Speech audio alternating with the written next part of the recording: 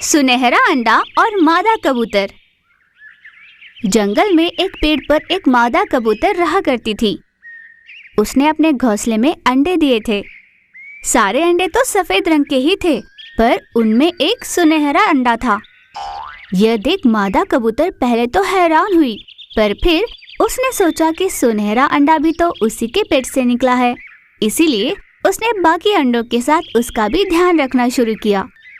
एक दिन तेज हवा चली और कबूतर का घोंसला गिर गया, जिस कारण मादा कबूतर के सारे अंडे टूट गए, सिवाय उस सुनहरे अंडे के।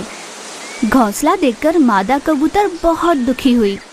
हे भगवान, मैंने कितनी मुश्किल से अपना घोंसला बनाया था, जिसमें मेरे अजन्मे बच्चे थे। सब कुछ खत्म हो गया। इस निर्दयी तूफानी हवा को क्या आज ही चलनी थी?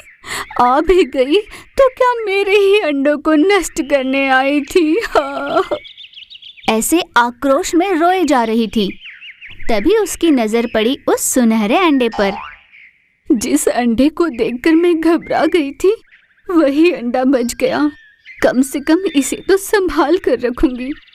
फिर मादा कबूतर उस सुनहरे अंडे के पास गई और उसे प्यार से सहलाकर उसका खूब ध्यान रखने लगी।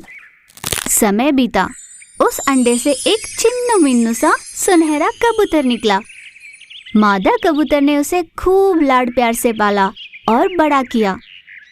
उस नन्हे कबूतर का उड़ने का समय आ गया था, पर मादा कबूतर उसे कहीं जाने नहीं दिया करती थी। उसके लिए खाने का इंतजाम वह खुद ही किया करती थी। एक दिन मादा कबूतर की सेहत बिगड़ गई। उसे बुखार हुआ। उड़ने की भी ताकत नहीं थी उसमें। अपने अन्न का जुगाड़ करने नहीं जा पा रही थी और कोई चारा न होने पर उसने सुनहरे कबूतर को अपने पास बुलाया। बेटा, मेरी सेहत काफी खराब है। मुझ में उड़ने की भी ताकत नहीं। तुम्हारे लिए अन्न का इंतजाम नहीं कर सकती और तुम्हें भूखा भी नहीं रख सकती। अब तुम्हें खुद जाकर अपना अन्न लाना होगा, वरना तुम नहीं जी पाओगे।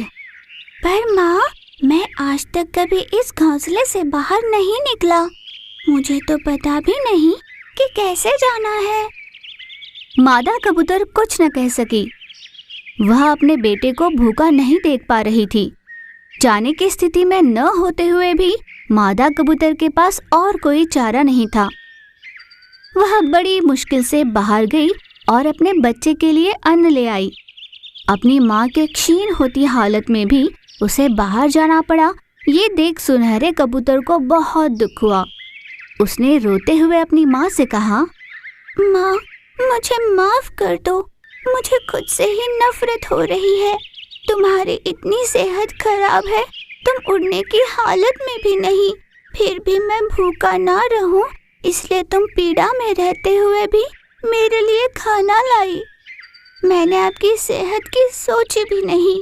आज अगर मैं कहीं नहीं जा पा रहा, किसी काम का नहीं रहा, तो इसका कारण आपका हद से ज्यादा लाड़ प्यार ही है माँ। ये आज मैं समझ गया हूँ। मेरी भी समझ में ये बात अभी आई है बेटा। तुम ऐसे ही रहे तो भविष्य में तुम्हारा क्या होगा, ये सोच सोचकर मुझे डर सा लगने लगा है। माँ, जब मेरे पंख नहीं थे तब तुम्हारा मेरे लिए अन्न लाना अनिवार्य था, पर अब तो मेरे पंख है, मैं उनका इस्तेमाल नहीं करूँगा और भय से घोंसले में बैठा रहूँगा, तो ये सही नहीं होगा। ये मैं अच्छे से समझ गया हूँ। इसीलिए मैंने सोच लिया है कि अब से अन्न लाने के लिए मैं ही जाया करूँगा और तुम घर पर आराम करोगी। बहुत बढ़िया बेटा, कम से कम इस कारण तुझ में हिम्मत तो आई। उस दिन से कबूतर हर रोज बाहर जाकर अपनी माँ के लिए और खुद के लिए अन्न का इंतजाम करने लगा। मादा कबूतर इस बात से बहुत खुश हुई थी। अपने बेटे को देख माँ बहुत निश्चिंत हुई। हर माँ बाप को अपने बच्चों से लाड़ प्यार करना चाहिए, पर इतना भी नहीं कि उससे बच्चे किसी काम के न रहे। आत्मनिर्भर होना जरूरी है। माँ बाप का प्यार बच्चों को आगे बढ़ने में सहायक होना चाहिए। यानी मेरे जैसे होने चाहिए, है ना माँ?